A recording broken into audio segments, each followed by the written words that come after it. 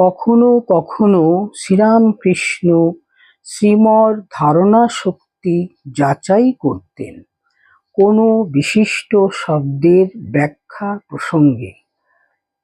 ৩রা August ১৮৮৪ Sri Ramakrishna খাঁটি ও মেকি বৈরাগ্য সম্বন্ধে আলোচনা করেন। শ্রীমগৃহী সুতরাং তার পক্ষে সব ত্যাগ করা সম্ভব নয়, তাই তাকে মনে মনে ত্যাগ করতে বলেছিলেন। উনি বলছেন, এখন এরূপ ইচ্ছা হয় যে কর্ম খুব কমে যায় আর ঈশ্বরের দিকে খুব মন দিই।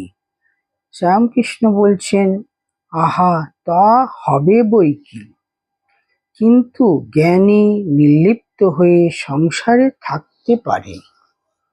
উনি বলছেন, আজ্ঞা, কিন্তু নির্লিপ্ত হতে গেলে বিশেষ শক্তি চাই। ঠাকুর বলছেন, হ্যাঁ, তা বটে, কিন্তু হয়তো তুমি সংসার চেয়েছিলে।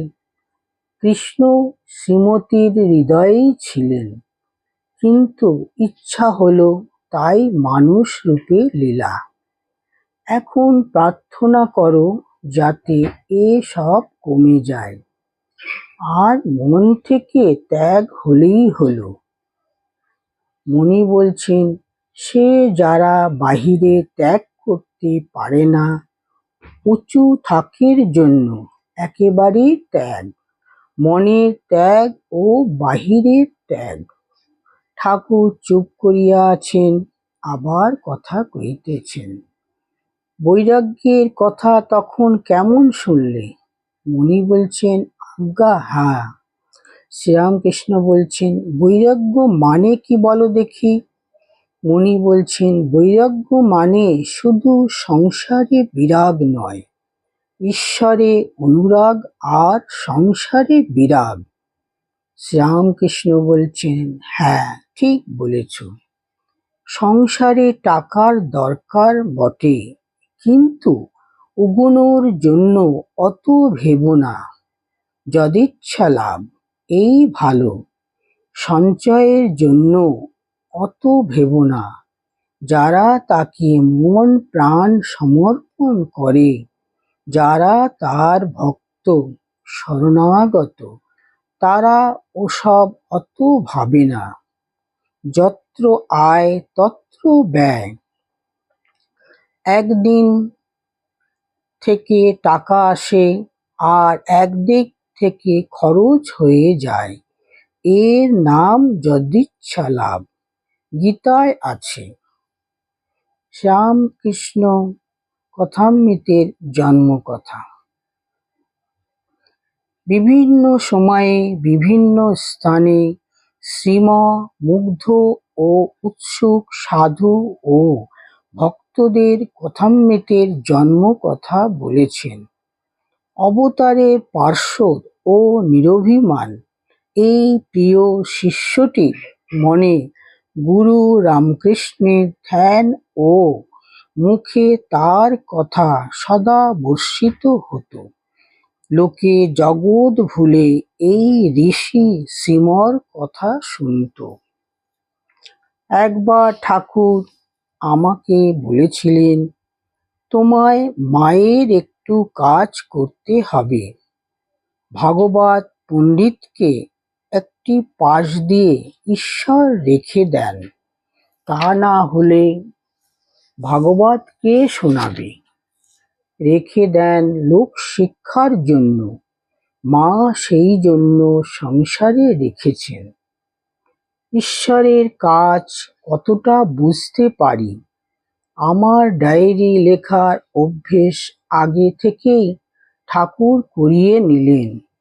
হেয়ার স্কুলে 3rd ক্লাসে অর্থাৎ 8ম শ্রেণীতে যখন পড়ি 1867 খ্রিস্টাব্দে, তখন থেকে ডায়েরি লিখছি, ক্রমাগত দৈনন্দিন কি করলাম, কোথায় গেলাম, এই সব।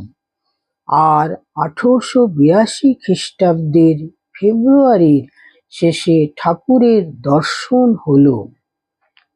তখন এই অভ্যাসটা কাজে এলো রেট্রোস্পেকটিভ ওয়েতে। অতীত জীবনটা দেখলে বোঝা যায় সব তিনিই করাচ্ছেন। যাকে দিয়ে যা করাবেন পূর্ব থেকেই সব ঠিক করে রাখেন ও তা করান। অনেকেই তো ছিলেন, কিন্তু আমার দ্বারাই ডায়েরি লেখালেন। তবে তো এই বই শ্রী শ্রী রামকৃষ্ণ কথামৃত বের হলো। 15 বছর অ্যাপ্রেন্টিস খাটতে হয়েছিল। ওতে কত উপকার হতো, মেমারি শার্প হতো, লেখবার কৌশল বাড়ত 6-7 ঘন্টা। এমনকি সারা দিনের ঘটনার পর পর রাত্রিতে মনে পড়ত, এমনতর করেছিলেন ঠাকুর। গানগুলিও একে একে প্রথম পদ মনে রাখতে চেষ্টা করতাম। সংসারের কাজে ব্যস্ত থাকায় আমি ইচ্ছামতো তার কাছে যেতে পারতুম না। তাই দক্ষিণেশ্বরে যা পেয়েছি তার উপর সংসারের চাপ পড়ে পাছে সব গুলিয়ে যায়, এই ভয়ে আমি তার কথা ও ভাব রাশি লিখে রেখে পুনর্বার যাবার আগে পর্যন্ত ওই সব পড়তুম ও মনে মনে আলোচনা করতুম। এভাবে নিজেরই মঙ্গলের জন্য প্রথমে লিখতে আরম্ভ করি, যাতে তার উপদেশ আরো ভালো করে জীবনে পরিণত করতে পারি। আমি ঠাকুরের কথামৃত স্মৃতিতে বহন করে আনতাম এবং বাড়িতে এসে ডায়েরিতে তার সংক্ষিপ্ত নোট লিখে রাখতাম। কখনো সারা রাত জেগে, অনেক সময় একদিনের কথার নোট 7 দিন ধরে স্মৃতি থেকে বের করে লিখতাম। ডায়েরির নোট থেকে পুস্তকাকারে বহু পরে কথামৃত লিখিত হয়। তার একটি কথার জন্য আমি চাতকের মতো চেয়ে থাকতাম। একটি সিন আমি 1000 বারেরও বেশি ধ্যান করেছি। কাজেই বহু পূর্বে অনুষ্ঠিত সেই লীলা কথা আমার চোখের সামনে ঠাকুরের কৃপায় জীবন্ত হয়ে ভাসত, যেন এই মাত্র দেখে এলাম। কাজেই এইভাবে বলা যেতে পারে যে ঠাকুরের উপস্থিতিতেই লেখা হয়েছে। অনেক সময় ঘটনার বিবৃতিতে মন প্রসন্ন হতো না, তখনই ঠাকুরের ধ্যানে নিমগ্ন হতাম। তখন সঠিক চিত্রটি মনশ্চক্ষুর সামনে উজ্জ্বল ও জীবন্তভাবে প্রকাশিত হতো। কাজেই লৌকিক জগতে সময়ের এত বড় ব্যবধান থাকলেও আমার চিন্তার জগতে সেটি সদ্য অনুষ্ঠিত বলে প্রতিভাত হতো।